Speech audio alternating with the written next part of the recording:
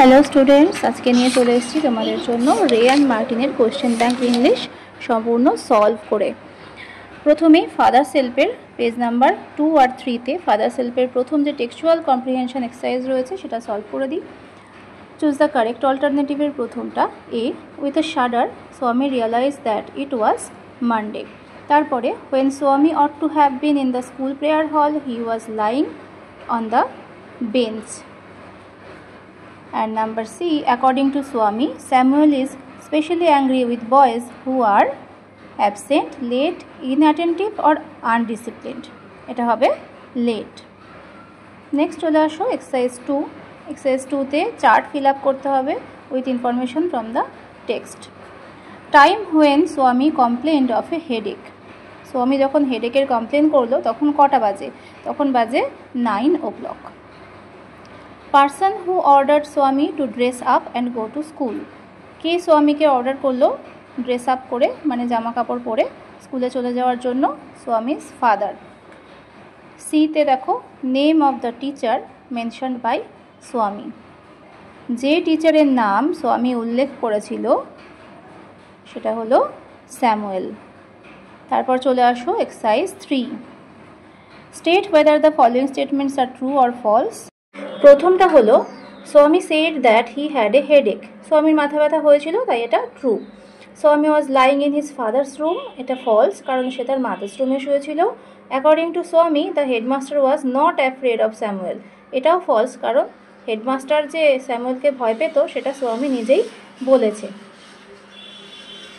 এবার এটার supporting statement কোনগুলো হবে সেগুলো আমি লিখে দিচ্ছি।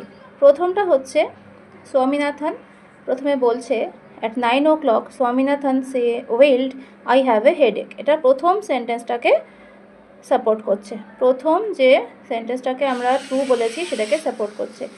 সেকেন্ড দেখো স্বামী was lying on the bench in mother's room, এটা সাপোর্ট করছে তোমার দ্বিতীয় স্টেটমেন্টকে, তুমি যে ফলস বলেছো সেটাকে সাপোর্ট করছে।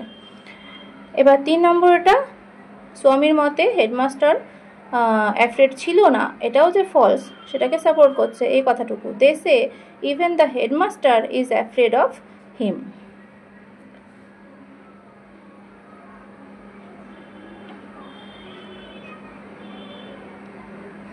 এবার চলে আসি অ্যাডিশনাল এক্সারসাইজ।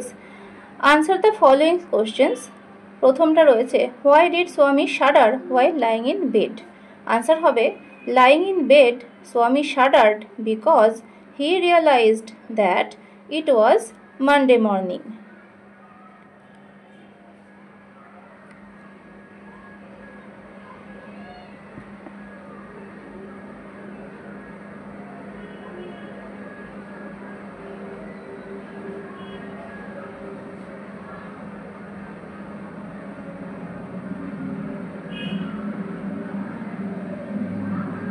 পরেরটা দেখো, পরেরটা হচ্ছে what was father's opinion regarding Swami's headache.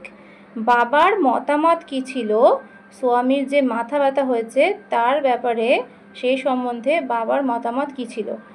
বাবা বলেছিলেন যে স্বামী সানডে করে, রবিবার করে খুব রোদে ঘোরে, তার জন্য তার মাথা ব্যথা হয়েছে।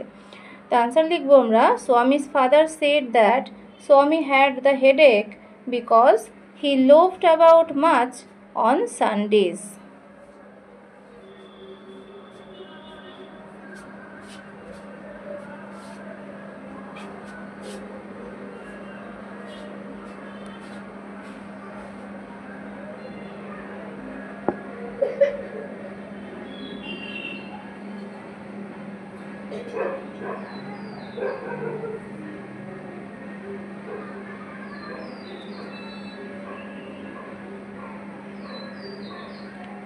হয়ে গেল আমাদের সেকেন্ড কোশ্চেন। এবার আসি থার্ড কোশ্চেনে। হোয়াই ডিড স্বামী চেঞ্জ হিজ ট্যাকটিক্স। স্বামী তার ট্যাকটিক্স বা কৌশল চেঞ্জ করলো কেন?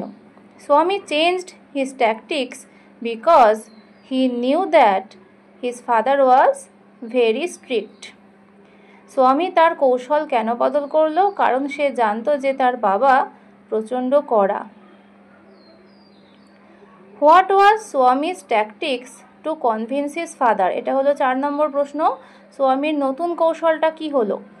তো আনসার লিখব, Swami tried to convince his father saying that he was very late to go to school then. ততক্ষণ পর্যন্ত কি হয়েছে, স্বামীর অনেক লেট হয়ে গেছে, অনেক সে দেরি করে ফেলেছে, তাই সে স্কুলে যেতে পারবে না, এইটা বলা হলো তার নতুন কৌশল।